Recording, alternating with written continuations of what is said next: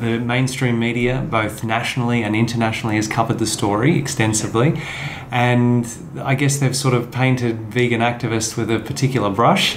What are your thoughts on some of the news articles and stories that you've seen, Claire? Sure. Many years ago, I worked in PR and advertising. I was in human resources. And I remember everyone saying, no PR is bad PR.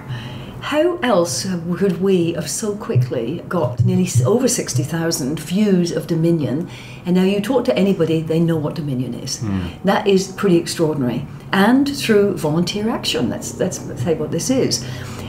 There have been mixed sort of views, and of course, how independent are journalists these days? I think what it is shedding light on is how non-independent they are, and some of the investors and shareholders of some of our big stations really don't want the good side given of this. I think it's unfortunate, except it opens up the debate, to be talking about vegan activism. This is not about vegan activism. This is about animal cruelty. And we've then got the opportunity to constantly say, let's bring that back to the table. That's what we're talking about. All we're looking for is transparency. Watch the documentary, then we have a conversation, because your consumer choices, as we know, are contributing to either the problem or you can be part of the solution. I think probably the worst thing that came out of this, and I say worst again, it's in inverted commas, because I don't know if it's a good or bad thing, but the word that's being thrown around is terrorists. You're terrorists. Now, yes, it's obviously a bad thing in many ways, because we all know what that means.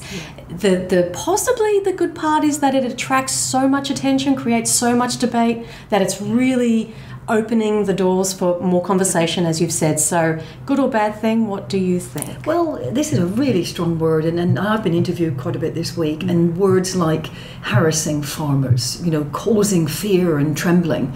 And we know we're not terrorists. Terrorists are people that hold people to ransom, threaten them, take away their freedom. The activists have not done that. We have not done this. We've actually done peaceful civil disobedience, which in every other civil dispute, as we know, civil rights action has worked. It escalates it to a point. No violent words, no violent actions. And yet the response is, I was fearing for my life as these people came on board.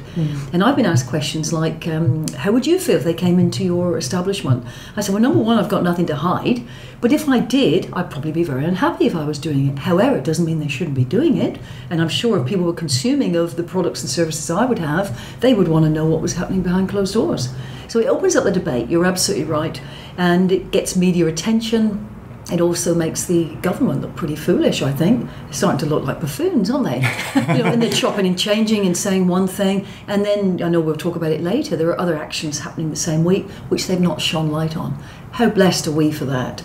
To start asking the public, you need to look at this in terms of democracy, and you'll be next if you don't be careful. Yeah. Well, it was very interesting, wasn't it? The unions had a rally 2 days after the animal rights protest, and they shut down central Melbourne. They blocked roads, and yet you didn't see the same kind of public outrage or response from the government or media for that matter. They certainly weren't called terrorists. No. But, they blocked traffic and... Nor green-collared un-Australian criminals. That's right. Yeah, so that's, just to bring our audience up to speed, that's what the Prime Minister, Scott Morrison, said, that we are un-Australian green-collared criminals.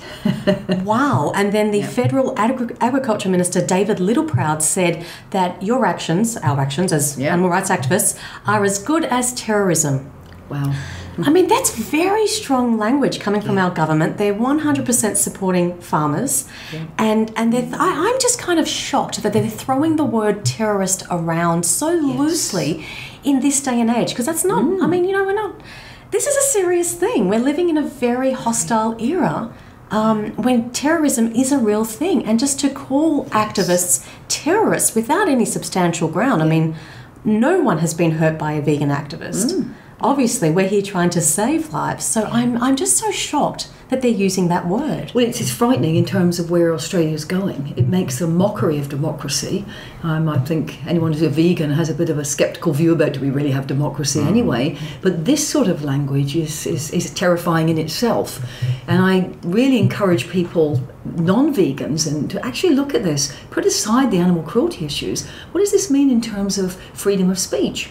and our right to stand out and actually speak out. So what was interesting is, I guess, the aftermath, because Monday was great. It was so exciting for everybody. And then all the social media posts were just, wow, being shared, and it just drew so much attention. It was wonderful. And then there was like the aftermath, the crash and burn, if you like, because the media reports started coming out. Some serious accusations were thrown around. Yes. And then you have the real life situations. And this is where we started to get messages from some of our followers saying, okay, I'm going to work and I have to face my colleagues. And how do I deal with the whole, oh, you're a vegan terrorist label? And what do I do with my family and my partner and my friends who are questioning, what is this? You stopped a whole city. This is really dangerous. You could be put in jail, etc. So I think this is where we wanted to speak to you as a vegan psychologist. How do vegans deal with the vegan terrorist label in real life? Sure, that's right. Yeah. Well, it goes back to what we've talked about before, is how to have a difficult conversation. And what is the number one rule? If someone says, you're a vegan terrorist, what do you mean by terrorist? The more we can get things to come out of their mouths, so that, because the people